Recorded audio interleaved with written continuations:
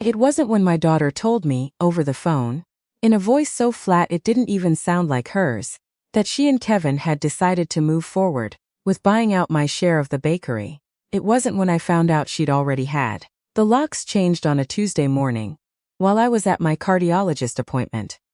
The one she had reminded me to schedule. It wasn't even when I walked up to the front door of the place I had opened 23 years ago, the door I had painted myself the color of old cream, because I wanted it to look like something a grandmother would walk through, and found my key didn't work anymore. It was the moment right after that, when I stood on that sidewalk in Asheville, North Carolina in the November cold and my phone rang. It was my attorney, Claudia Marsh, a woman who had never once wasted a sentence in the 4 years I'd known her, and before I could say anything, before I could even tell her what had just happened, she said, "Helen, don't go inside. And don't sign anything. I need you to come to my office right now." The way she said it. The particular steadiness of it. Like someone who already knows exactly how a story ends and is simply waiting for the other person to catch up. "My name is Helen Beaumont, and I want to tell you about the morning my daughter and her husband walked into a conference room, believing they had already taken everything from me, and found out they had badly, irreversibly miscalculated. But first, let me tell you about the bakery, because you cannot understand what happened in that conference room without understanding what Beaumont's actually was, and what it cost me to build it. I was 31 years old when I opened the doors. Newly divorced, 2 kids in elementary school, a rented house on the east side of Asheville with a roof that leaked when it rained hard, and approximately $11,000 in a savings account that I had put together over 5 years of working double shifts at a diner on Merrimon Avenue. My ex-husband had left me with the children, the lease, and the sincere belief of everyone around me that I was probably not going to be okay. I had grown up watching my mother bake, not as a hobby, as a survival skill. She made everything from scratch because buying it was too expensive, and she made it look effortless because she had been doing it since she was 9 years old. She died when I was 26, before my marriage, before the divorce, before any of it. And when she died, she left me 3 things: her cast iron skillet, her recipe notebooks, and a handwritten note tucked inside the cover of the first one that said, simply, "You always had better hands than me." I didn't open a bakery because I had a plan. I opened one because I had a lease on a small commercial space on Lexington Avenue that a friend was giving up, and I had my mother's recipes, and I had run out of other ideas. The first year, I worked every single day. I dropped my kids at school at 7:30, and was in the bakery by 8, and left only in time to pick them up at 3, and then came back after dinner, when they were doing homework to prep for the next morning. I didn't take a salary that first year. I paid the lease, I bought supplies. I hired one part-time high school student named Jerome, who showed up on time and never complained, and I ate what didn't sell. By year 3, Beaumont's had a line out the door on Saturday mornings. By year 7, I had expanded into the space next door, and added a small cafe counter. By year 12, we were supplying pastries to 4 restaurants in downtown Asheville, and one inn in Black Mountain that had been featured in Southern Living. I had 5 full-time employees, and a waiting list for wedding cake consultations. I did not build this by accident. I built it the way my mother had taught me to do anything worth doing. Carefully, without shortcuts, paying attention to the thing in front of you. My daughter Petra was 24 when she came to work with me. She had a degree in business administration from UNC Wilmington, and she brought real skills with her. She understood systems in a way I did not. She set up our inventory software. She renegotiated our supplier agreements and saved us a meaningful amount on flour and dairy over the first year alone. She built a social media presence for the bakery that I never would have known how to do, and our Saturday foot traffic increased by almost 30% in the first 18 months she was involved. I was proud of her. I am still proud of the work she did in those early years, because the work was real. I want to say that clearly, because what came later doesn't change what was true about the beginning. Kevin came into the picture when Petra was 26. He was 33, worked in commercial real estate, had a confidence about him that I initially mistook for competence. He had an opinion about everything, and delivered those opinions in the tone of a man accustomed to being agreed with. The first time Petra brought him to Sunday dinner, He spent 20 minutes explaining to me, in my own kitchen, why the artisan bakery market was overextended, and why businesses like mine needed to think about or exiting before the correction. I passed him the butter and changed the subject. Petra married him 18 months later in a small ceremony in the Blue Ridge Mountains. I made the cake myself, 3 tiers, buttercream, sugar flowers that took me 4 days to finish. I cried during the ceremony. I meant every tier. What I did not see then, because I was not looking for it, was the particular way Kevin looked at the bakery. Not as a place his wife had grown up loving. Not as something her mother had spent 20 years building. He looked at it the way a man looks at an asset he has not yet acquired. The shift was gradual. Petra and I had always talked every day, about the business, about the kids, about everything. Slowly, the calls got shorter, less frequent, then mostly logistical. She stopped coming to the Saturday morning rush, which had always been her favorite thing. Kevin started showing up instead, usually in the afternoons. Usually with questions about the financials that felt like they were building towards something I hadn't been asked about yet. I should have asked more directly. That is my part in this, and I own it. I saw the shape of something forming and I kept telling myself it was just stress. It was just the business growing pains. It was just Kevin being Kevin. I did not want to believe that my daughter was part of it. I found out on a Monday. My bookkeeper, a meticulous woman named Jan, who had worked with me for 11 years and who I trusted completely, called me at 7 in the morning before she had even made coffee. She had found something over the weekend while she was reconciling the prior quarter. A consulting agreement, signed by Petra in her capacity as co-owner, paying a management consulting firm a monthly retainer that Jan had never seen authorized. She'd looked into it further. The consulting firm was registered in Kevin's name. I sat down on my kitchen floor. I didn't intend to. My legs simply stopped cooperating. I called Claudia from the floor of my kitchen. I told her what John had told me. There was a silence and then Claudia said, "How long has this been going on?" John had found 11 months of payments. Claudia said, "Okay, don't discuss this with Petra. Don't change anything. Give me 3 days." What followed those 3 days was 6 weeks that I did not tell anyone about. Not my son, not Jan beyond what she already knew, not my closest friends.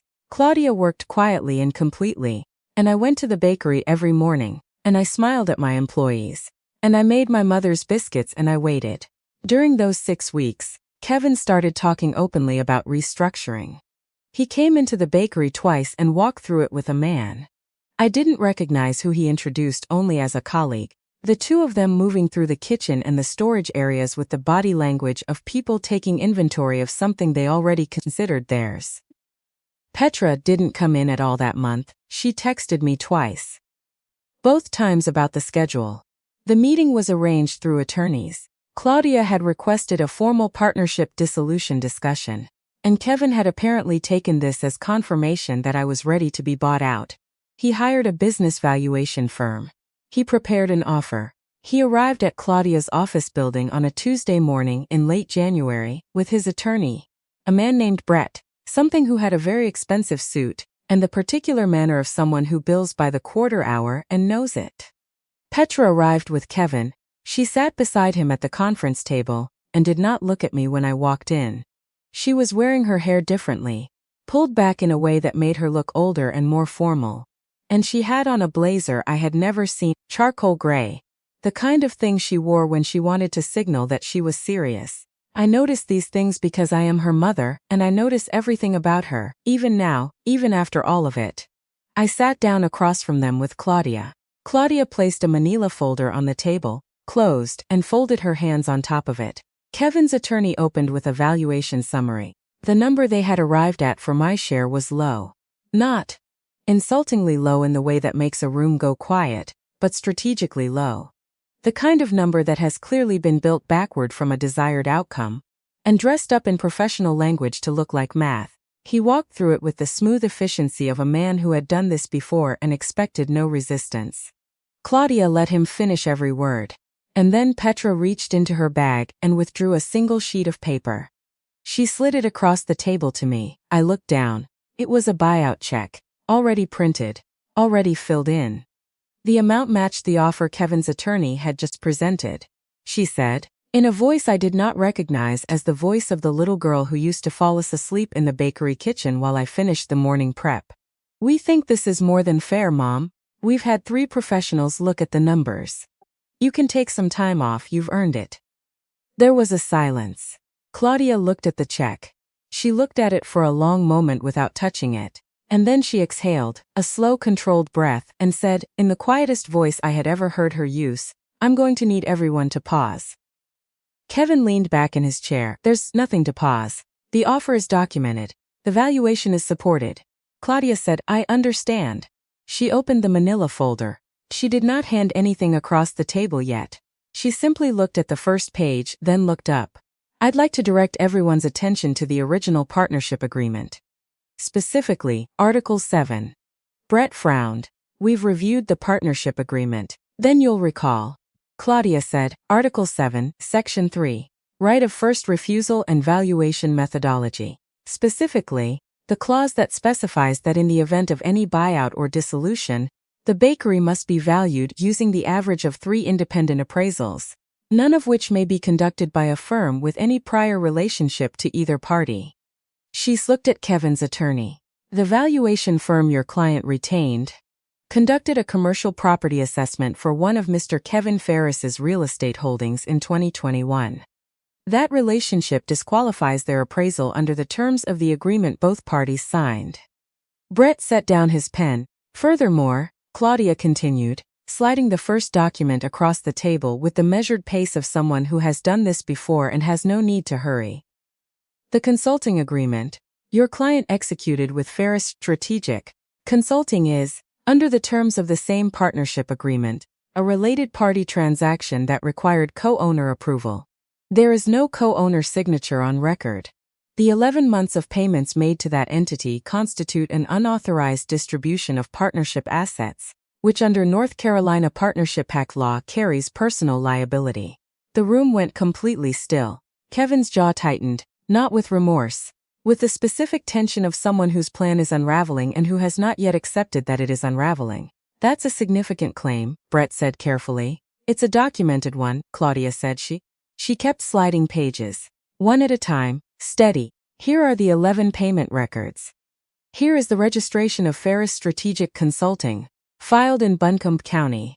Here is Mr. Ferris's name as registered agent. Here is the section of the partnership agreement requiring co-owner authorization for related party payments above $2,000 per month. And here is the original agreement, signed by both parties, with the valuation methodology clause highlighted." She paused. "I've taken the liberty of bringing copies for everyone." Brett took the papers. He read. Kevin watched him read, and in watching Kevin watch his attorney read, I saw the exact moment Kevin understood that what he had walked into this room believing was not what was actually true. Petra had not moved. She was looking at the stack of documents in the center of the table, and something in her face had shifted into an expression I recognized. I had seen it when she was 11 years old and had told me a story that wasn't quite right. And I had gently, quietly, placed the actual facts in front of her. That look of a person recalibrating. Of someone who had been told one version of events and is now encountering another. "We'll need a recess," Brett said. "Of course," Claudia said. They stepped out. Petra started to follow Kevin and then stopped, just for a second, near the door. She didn't turn around, but she stopped. And then she kept walking. The recess lasted 40 minutes. Claudia and I sat in the conference room, and she got us both coffee from the small station along the wall, and she told me what she thought would happen next. She was right about most of it. What I will tell you about the final outcome is only what is not bound by the confidentiality terms we agreed to, which is enough. The disqualified appraisal was set aside, 2 new independent appraisals were ordered. The average of those 2 figures was significantly higher than the number Kevin's team had presented, reflecting 23 years of reputation, client relationships, the wholesale supply contracts with the restaurants, the wedding cake waiting list. All of it the actual substance of what Beaumont's was, not the stripped-down version Kevin's chosen firm had produced. The unauthorized consulting payments were addressed separately. Kevin did not want that addressed in a formal legal proceeding. His attorney made that very clear. A settlement was reached on that matter. that I am not permitted to describe in detail, except to say that it accurately reflected the amount that had been taken without my knowledge or consent. I bought Petra out. Not the other way around. She transferred her ownership share to me, and I retained full ownership of Beaumont's Bakery, which is the name on the door that I painted myself in old cream 23 years ago, and which remains the name on the door today. I heard, through Jan, who still knows everyone who has ever been connected to the bakery, that Kevin and Petra separated 8 months after the settlement. I don't know the details and I haven't asked. I know that Petra is living in Raleigh now, that she has a new job in marketing, that she sent me a card on my birthday in September, with a note inside that was short and careful and not enough, and also more than I had expected. I keep the card in my recipe drawer, underneath my mother's notebooks. My attorney, Claudia, called me the week after the settlement closed. She asked how I was. I told her I was tired in a way that was hard to explain. She said she understood that kind of tired. Then she said, "You protected that place for 23 years, Helen." The paperwork was just the part that said so out loud. I thought about that for a long time after we hung up. I am 56 years old. I am at the bakery every morning by 7:30, which is 30 minutes later than I used to arrive. Because Claudia told me to try to sleep more, and I am attempting to listen to that advice. Jerome, who started as a part-time high school student, and is now 34 years old, and my head baker, and the person I trust most in that kitchen, makes the biscuits on Tuesdays and Thursdays, because he has learned to make them the way my mother made them, and on the days he makes them, I sometimes stand at the kitchen door and just breathe for a minute before I go in. The line on Saturday mornings is still out the door, sometimes longer. I did not build Beaumont's to hand it over. I built it out of a recipe notebook and $11,000, and a belief that if you make something carefully and consistently and without shortcuts, it will eventually be worth something real.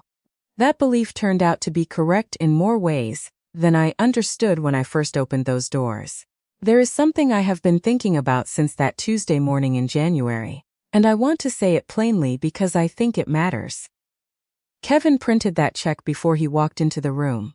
He had already decided the number, already printed my name on it, already decided what I was, a woman who was tired, who would be grateful to be handed something and released from the responsibility. He saw the surface of 23 years and thought he understood the whole of it. He did not look at the original agreement.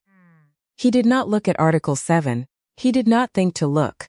Because people who have already decided what you are rarely look carefully at anything that might complicate that conclusion. The paperwork I had signed with Claudia 4 years earlier, a partnership agreement with terms I had insisted on, and she had helped me draft carefully. That paperwork was sitting in a drawer the entire time. Not doing anything dramatic. Not announcing itself. Just existing. In the form of a signed and notarized document, waiting for the day it would be needed. My mother used to say that the best thing you can do for yourself is to set things up correctly before you need them. Because when you need them you will not have time to set them up. She was talking about baking, about having your mise en place ready, everything measured and in its place before you start. But she was also, I think, talking about everything else. So I want to ask you something. And I mean this genuinely, because I read every single comment. Has someone ever assumed they knew exactly what you were worth, and found out they had gotten it completely wrong? Tell me your story. I want to hear it. And if this one's stayed with you, you know what to do. Subscribe to Mara Payback. New story every single day.